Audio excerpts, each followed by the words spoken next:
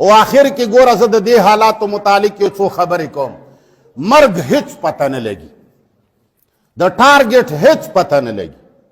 منګ ته په واټسپ باندې دمکې میلاو دي، منګه هغه دمکې سکرین کړي دي او د هغې مو سکین کړي مو دي او د هغې مو کاپي سره د درخواسته د ورمړو تاڼې ته لیږلې ده، هغه مخکې لیږلې ده.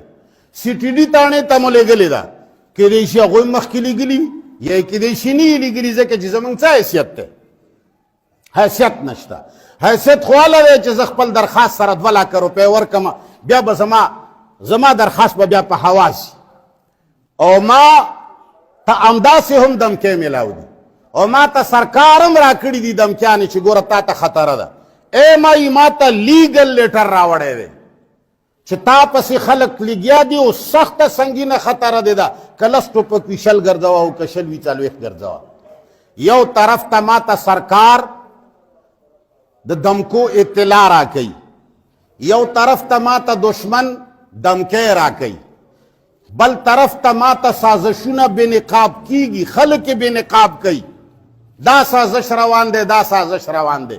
بل طرف